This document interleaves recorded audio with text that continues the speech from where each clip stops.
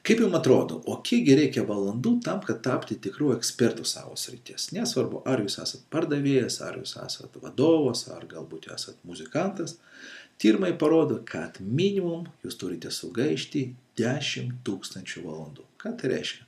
O tai reiškia maždaug apie 10 metų po 5 valandas kasdieną.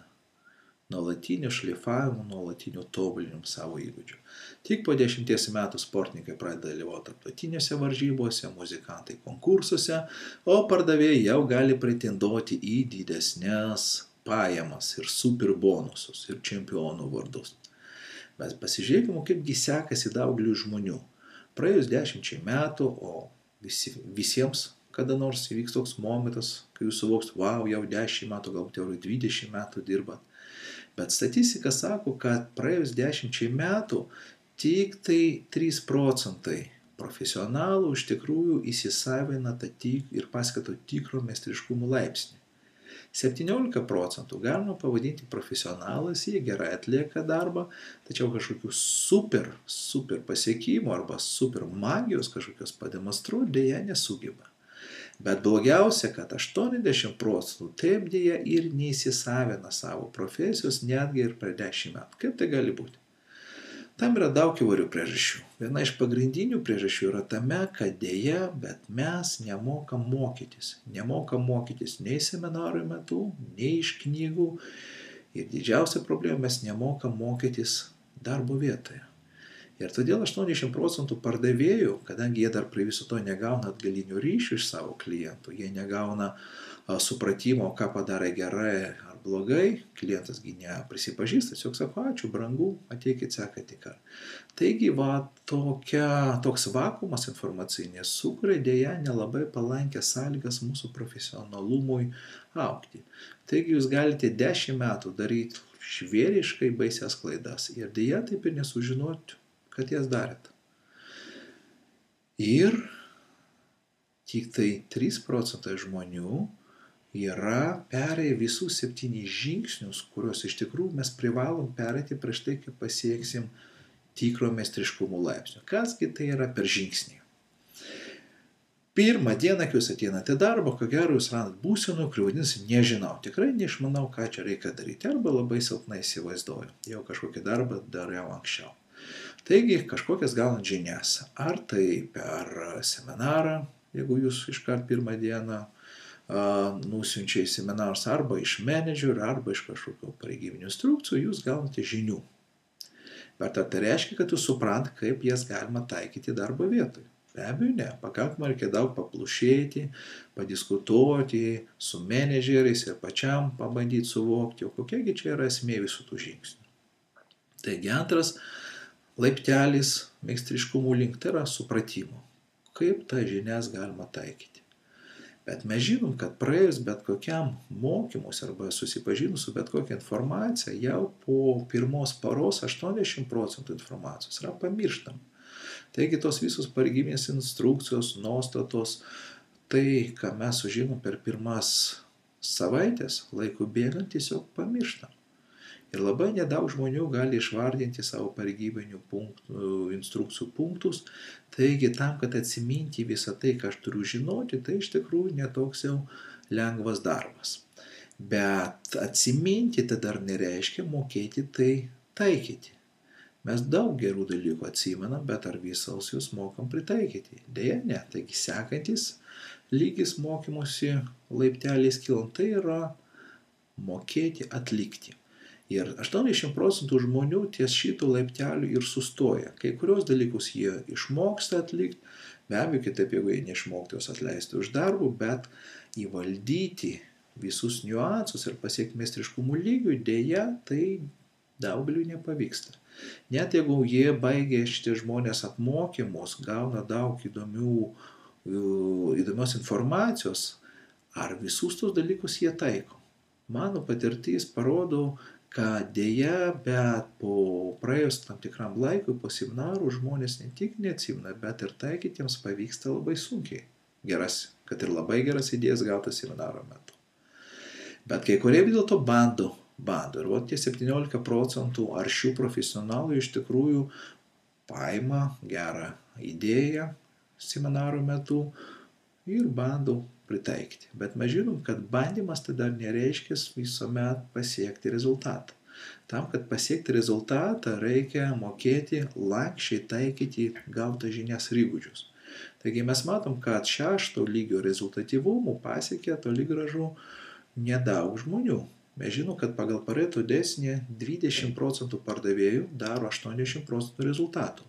Likę 80 atsakingi tik už 20. Ką tai reiškia? Daugelis nesupranta, kad tai skirtumas 16 kartų. Jeigu paimti vieną pardavėją iš aukščiausios pakopos, tai jisai labai dažnai 10 ir daugiau kartų parduoda daugiau negu likę jo kolegos. Kam reikalas? Atsakymas profesionalume. Ir jeigu paimti visus tos 20%, kurie jau valdo profesiją, kurie patenka į geriausius pardavėjų sąrašą, iš jų mes galim surasti tik tai 3%, kurie iš tikrųjų yra magai. Jie net pats labai dažnai nesupranta, kaip tai pavyksta, bet jie prisiliečia prie klientų ir tas perka. Kaip man atrodo, ar tai yra talentas, ar tai yra juodas darbas, ar tai yra kažkas kita. Tyrimai rodo, kad tie 3% pačių geriausių pardavėjų iš tikrųjų per ilgą savo biografiją pakankamai ilgą laikotarpį nedemonstruodavo jokių super sugebėjimų. Ir tik tai laiko bėgant, mokindamės iš kiekvienos klaidos sugebėdavo pasiekti šito išskirtinio pranašumo.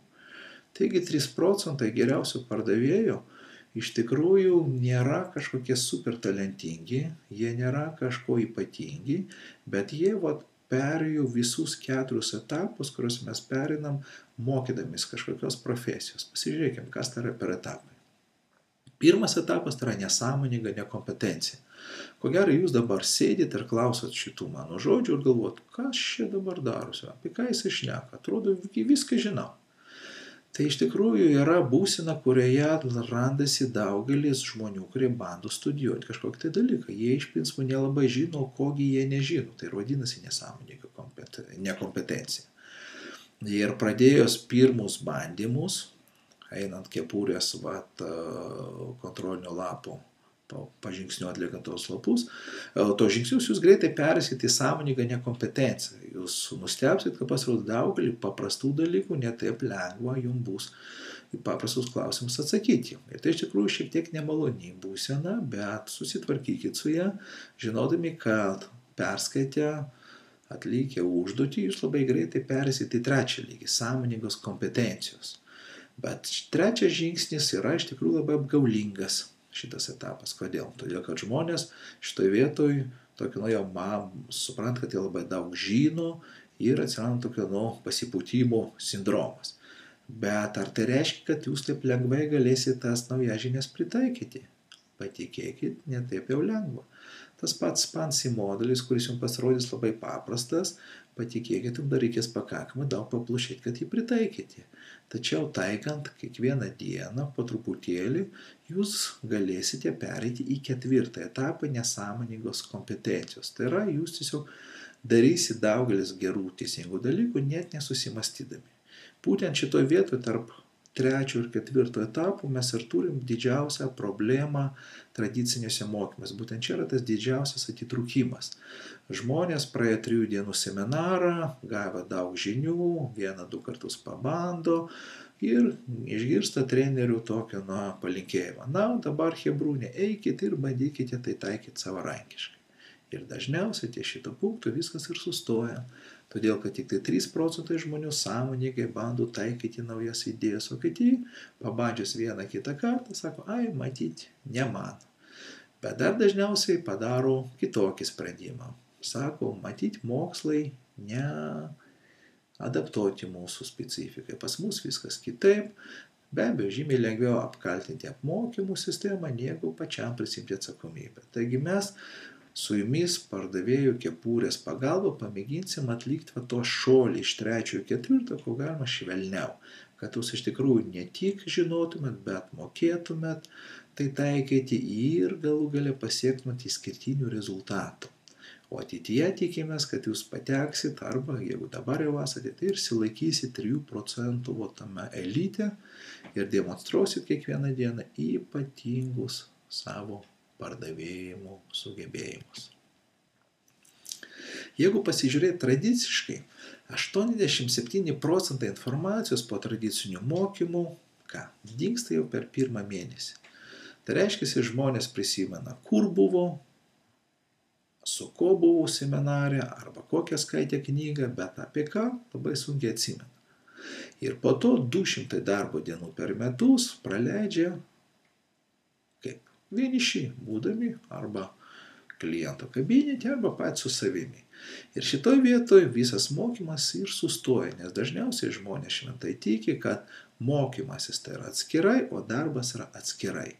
Bet tie 3%, apie kuriuos mes šnekėjom, jie ir turi išskirtinį sugebėjimą mokytis kaip kiekvieną dieną, taikant gautas žinias, adaptuojant jas, kuriant naujas metodikas, kiekvieną dieną žingsnis po žingsniukų tobulina savo įgūdžius. Ir būtent tas kasdieninis tobulėjimas arba tas kasdieninis mokymasis darbo vietų ir laikų bėgant duoda joms milžinišką pranašumą.